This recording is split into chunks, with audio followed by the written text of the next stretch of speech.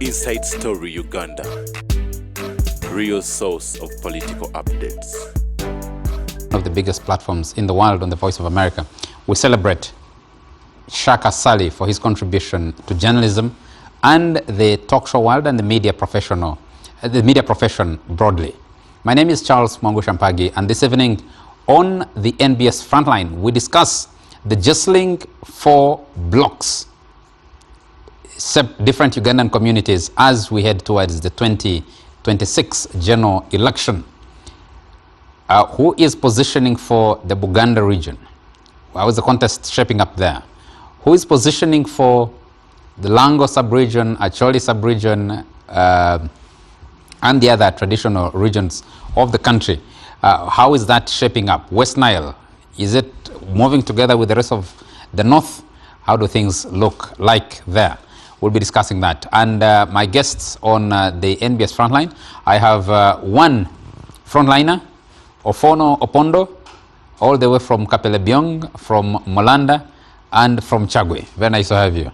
Thank you, Charles. Tongo Shaka Sari, I wonder if you will make 29 years hosting a show like this. I've already covered some significant ground hosting shows in the country. Yes.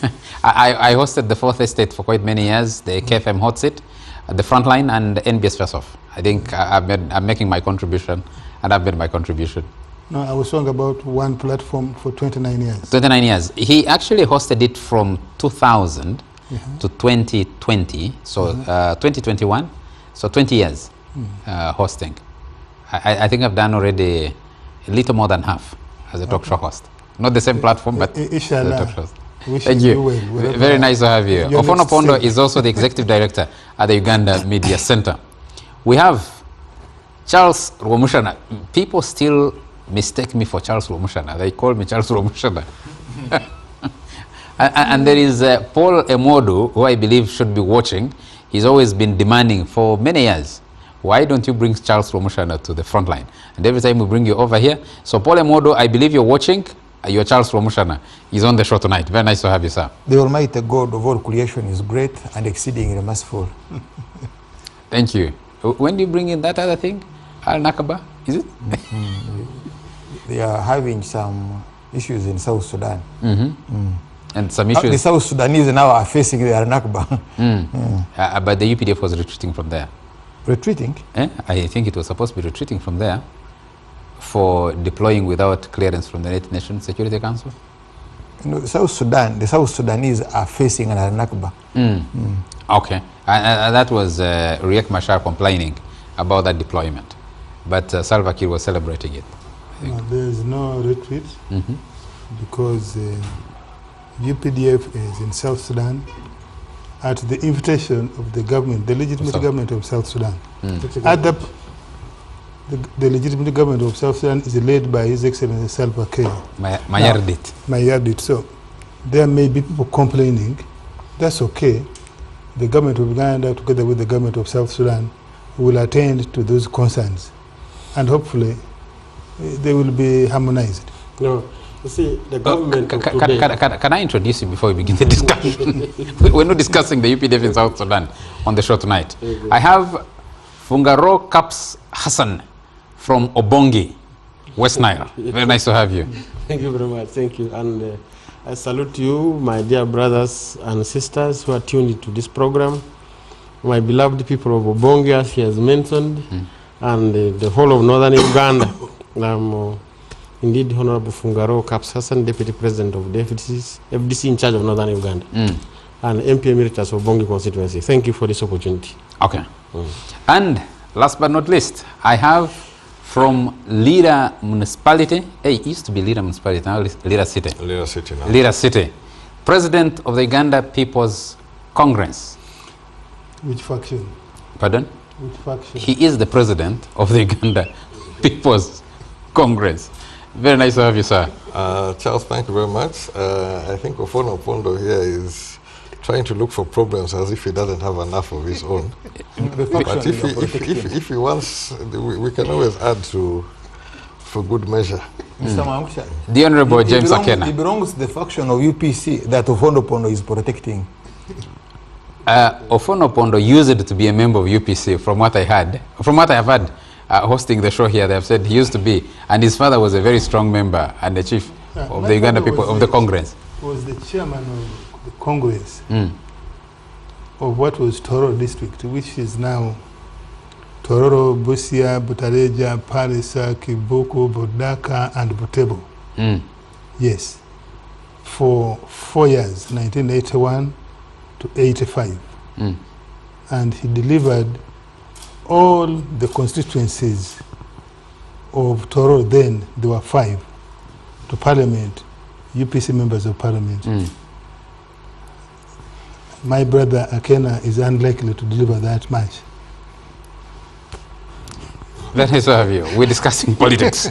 we're discussing politics and politics. I have the vice president of FDC for Northern Uganda. I have the president of UPC. I have, you just described, that former Tororo district looks like an entire region today. Yes, what they call Bukedi. But you are here having immediate former spokesperson of the NRM. Immediate former spokesperson of the NRM? Yes. When did the changes happen? This morning. Former spokesperson of, now the spokesperson of NRM is Dombo. This is about 4 years ago. Yeah. Okay. That's when the changes happened? Yeah. Okay. What do you think happened this morning? I think he was saying is the immediate spokesperson. I thought immediate former. I thought they dismissed him. So gentlemen, let's get into the let's get into the discussion. A lot of discussions are going on. We have seen you, Jimmy Akena, rallying your people in the Lango sub-region. There is a resurgence of the red color in the Lango sub-region especially, but we haven't seen much of you outside of the Lango sub-region. We saw what was happening. The Buganda Parliamentary Caucus was holding a meeting and trying to reactivate its position, its influence in the politics of the country. And we see other formations happening. He says he's in charge of the entire northern Uganda.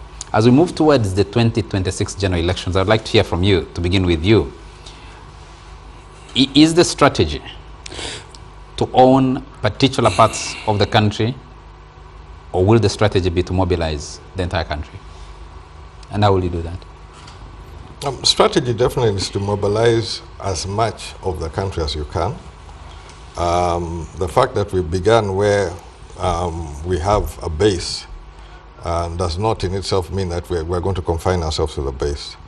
It is just at a starting point, something where you can qualitatively see how you can work on the mobilization strategies, which through the misfortune was also gave us opportunity to try it out for both the Oyam North by-election and then the Dokolo by-election.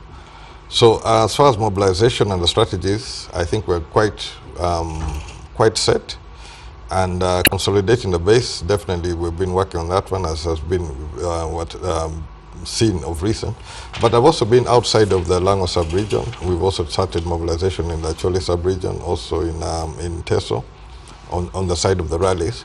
But there's also been quite registration going on for the party, because we're going to renewing all our electoral processes from the village all the way to the national, to the top level.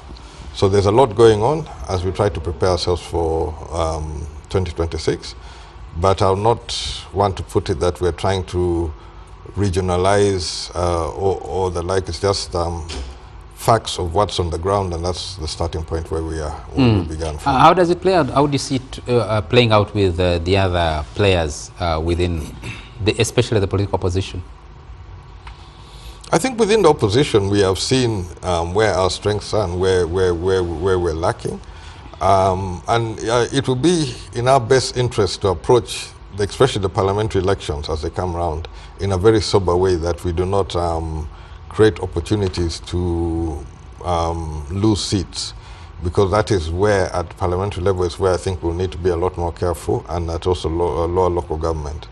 But as far as the presidential is concerned, the law in itself, I think, caters for that.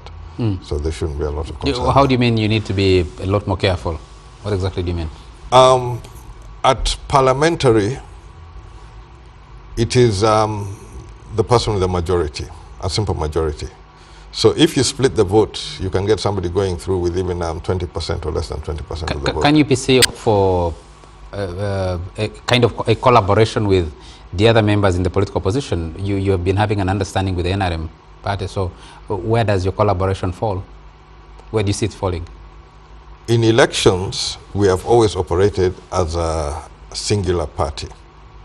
There's no point in the elections where we have been in a coalition of sorts.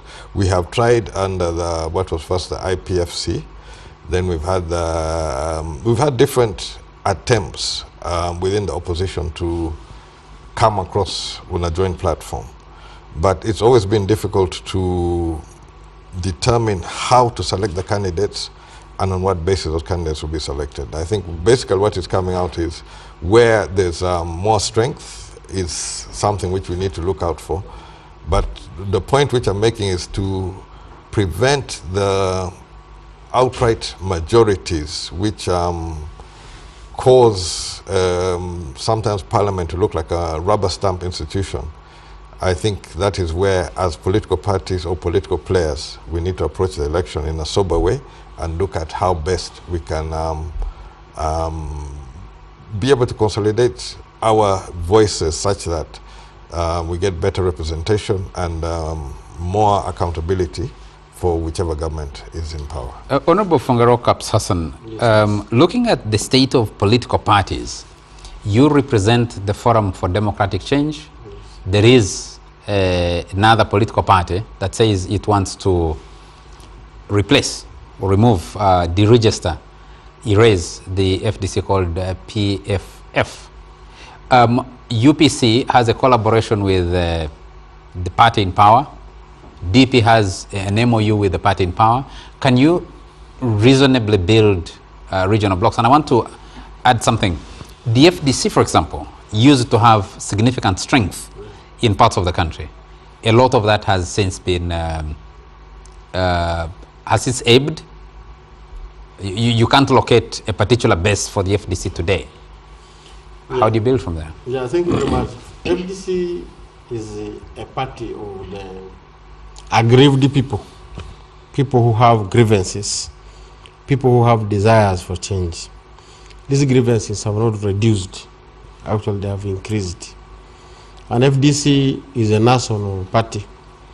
Indeed, we had some bases where we had a strength across the 4 major regions. If you go to Rwenzori, we had Kasese, and you come to the north, we had actually had West Nile. You go to the east, you have Teso, you have those places there. Now, for us, we would like you to rephrase the question. The question not to include, not only to be limited to the strength of a particular party, but also to include the issues that drive the pattern, the likely voting tendencies of the people. What are the issues driving the elections, the voting of the people, and will these issues put the people, first of all, you divide the voting into 2. Will the issues put the people in the hands of the ruling party, NRM, or will the issues push the people to the side of the opposition?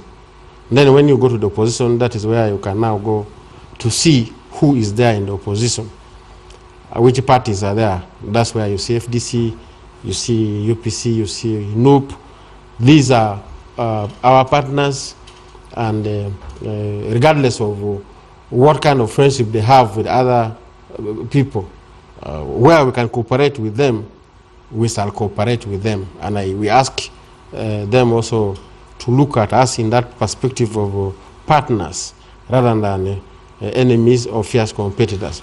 FDC... Doesn't that move you away from pluralistic political competition and almost takes you back to individual merit? Because if you stand in West Nile today, you can no longer call it a base for FDC like it was when you represented Obongi County. Yes, if you move to Teso sub-region, the strength of FDC as a political party has significantly reduced, at least in terms of elective positions Same would you'd say the same for Kasese in Western Uganda. You'd say the same for Rukunjiri and other places. So if you do not have a place you can call a base today, what do you take to a negotiation with other political players to say, organizationally, structurally, this is where we feel we have strength, and this is the collective strength we can bring together on the table to mobilize the broader grievances that you're saying will drive people from the ruling party to support the side of the opposition? First of all, beginning with the Obongi and West Nile as a whole, if you look at the people representing West Nile in Parliament today, and you take that as the basis for measuring whether there is opposition or NRM, then you get it wrong. For example, there are places like Obongi, where NRM never won. They robbed it broad daylight. You go to Terego, you go to Arua city now, it was a municipality then.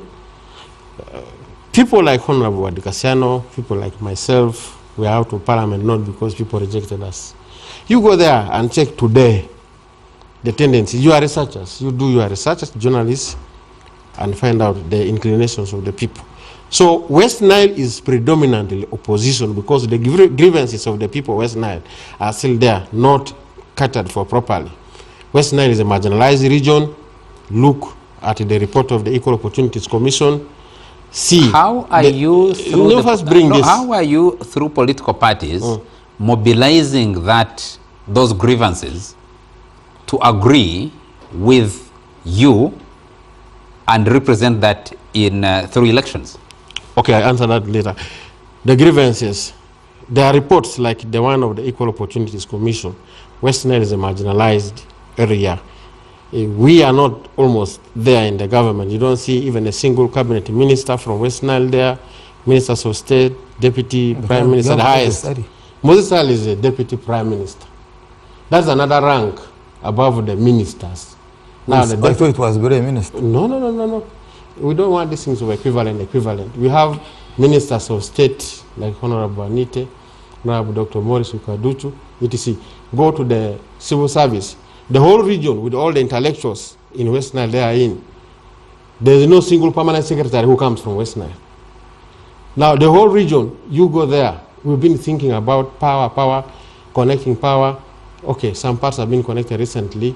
Thinking about electricity, but there are many places which have not been connected, like Obongi up to now does not have any single wire of electricity. And there are places, listen to this first, there are places with the electrical wires, like Honorable Fungaro, are you not, by going to the general issues, are you not running away from the failure of a political party like the Forum for Democratic Change to organize internally, put those grievances in a context that provides a policy platform for the FDC, provides an ideological platform for the FDC to be able to mobilize the populace to vote for you.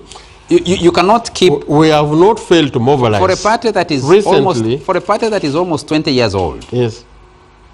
This year, which will be 20 years old this year. Yes. You cannot mobilize on the basis of general issues without addressing internal organization of your party. You see, a party must have a foundation. An opposition party must begin from the grievances of the people. You cannot thrive if there are no grievances in the minds of the people. You start from there. Now, for us, we are mobilizing. For example, if you go to the West Nile districts, there are FDC structures, party structures which are there. We had our elections challenges notwithstanding, we put our party structures down to the grassroots. There were 28 districts which remained, which did not hold their party structure elections. And these structures are now going, these internal structures are going on. Recently I was in Amuru, I was in Kitigum, I was in Gulu. These were some of the places we did not do the internal party structure elections, and they are doing this structure. So, what do you mean by saying that we are not organizing? Would you say that you have a base today? We have. What is your base? We have. What is your base? Now, across the country, now, if you go to TESO, FDC still hold, despite the fact that NRM, the Museveni government has appointed the people into the positions of power. like in the cabinet, the vice president, the speaker, etc. From there, the grievances of the Teso people are still strong. The issues, for example, of the cows, what would you say, the meat packers factory, what would you say, the cooperative society. Yes. So what Teso would you is say, still in opposition territory. What would you say is your best today as FDC? We know where our base is. We don't need to tell you. They have Kisoro. They have You're certainly not telling me. Kisoro has never been our base. Hold it a minute. Misrepresented us. You're not telling me. You're telling Ugandans yes, who either support you or would want to support you. They know it. They know, and we know, and we are doing the mobilization and organization. We are telling you these areas where FDC has been and where there are grievances. These grievances have not reduced. Instead, they have increased. For example, in the area of Acholi, the people of Acholi are still among the very poor people of Uganda. The cows taken away from them have not been returned. Their land is being taken away. A grievance which was not there before. This is of land grabbing. Do you think these people are going to vote for NRM? Let me go to for us, yes, we are confident that FDC is a party that has been in of grievances. Yes, opposition must ride on grievances, no celebrations. That's how it is. Let me move to Afono Pondo. We are coming. Let me move to Afono Pondo. Yeah. After the chaotic Kawempe North by-election, which the NRM lost to the National Unity Platform, you authored an article that many considered very candid but also very critical. And basically you said NRM didn't have the strength to win that constituency, and you gave some advice. Has NRM given up on Buganda? Can it remobilize it? No. First of all, NRM is the only party in the country with the representation in every region, representation by local support, by voters, by elected representatives at all levels.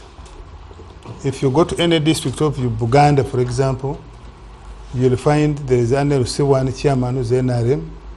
You'll find LC3 chairperson or councillors who are NRM.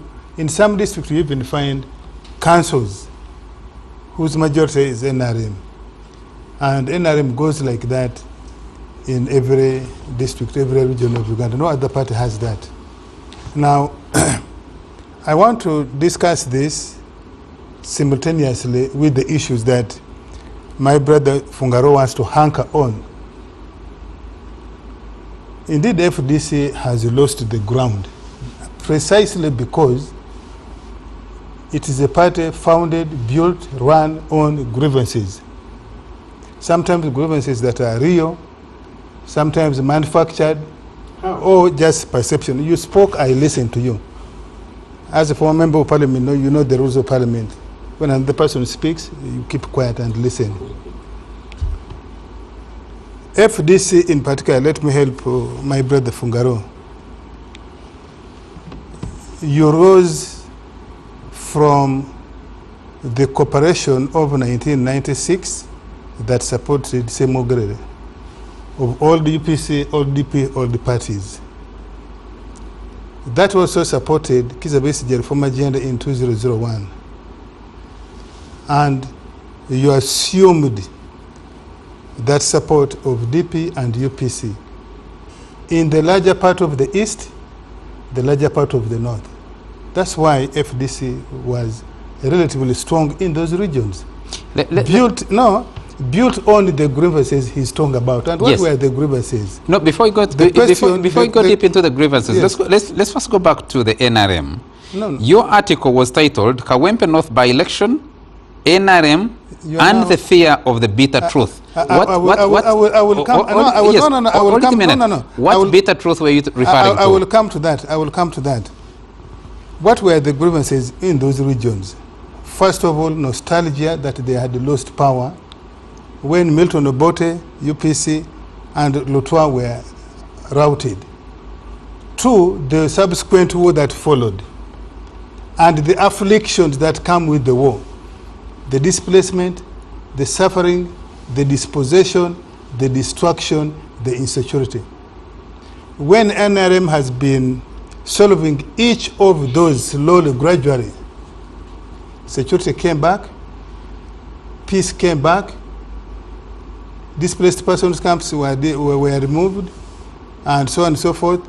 Social services began to be delivered, though not 100%.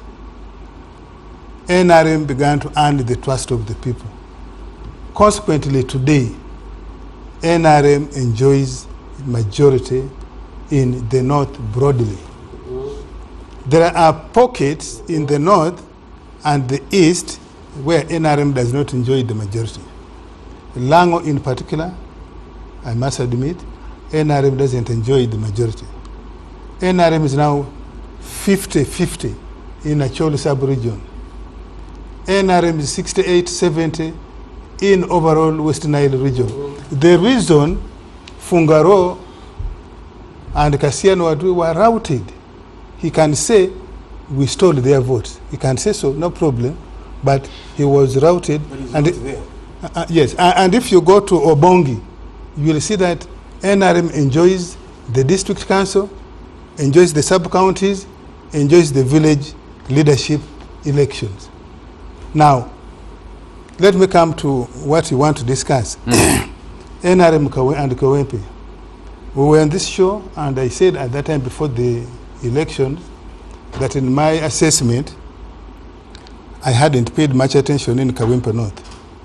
But on the two facts alone, NRM has not won Kawempe North for the last 25 years. The last NRM person there was the late Medi Kagwa. That was south. Let me say Kawempe. That was Kawempe, the last yes, person. because there was no... And the politics there is about the same. So the last person for the NRM in Kawempe was Medi Kagwa. I didn't see the political dynamics that had changed that would overwhelmingly favor NRM in a by-election, especially coming on the heels of death of a member of parliament in the circumstances that was. Thirdly, since the routing of NRM in Kampala and in Buganda in the 2021 election, this is my honest assessment, the NRM hasn't done much by way of engaging with the local people, with the voters. And therefore, in my own assessment, I could not see how NRM could possibly have a good show up in Kawempe North by election. Now, what is the bitter truth? The bitter truth, in my assessment, is that I think the longevity NRM has enjoyed, the popularity NRM has enjoyed, and the overwhelming number that NRM enjoys in the country has created complacency, inertia, and a sense of entitlement. And therefore, many NRM people, including some leaders, are not willing to face these truths. That these truths, although self-evident, does not earn an NRM electoral votes. You can enjoy the power, you can enjoy the longevity, you can deliver social services. The years NRM has spent in power can no longer say we have delivered the school, because that's what is expected of a good government. NRM cannot go and say we have done roads. That's what is expected of a good government. Then that means NRM must step back and find out the expectations were raised in the country, not just Kawempe. How do we fulfill them so that the people reward you back? And that's why I said NRM doesn't want to face that bitter truth. That's why you see it's as if the leaders were shocked that they lost Kawempe by the margin they lost. First of all, it was really an embarrassment. The Kawempe registered voters, 199, 197, thereabout, almost 200,000. It's a vote of no confidence when you go for by-election and you make it a high-stakes election like we did in Kawempe North, and only 30,000 turn up. Go and check. Ask my brother, Right Honorable Secretary General of NRM, and Dr. Tango Doi, what's the number of registered voters of NRM in Kawempe North by the current register? Most likely it is more than 50,000. You can check. I have not checked, but most likely it will be more than 50,000.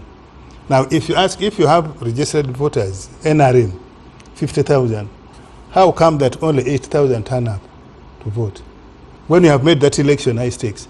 So that is the bitter truth.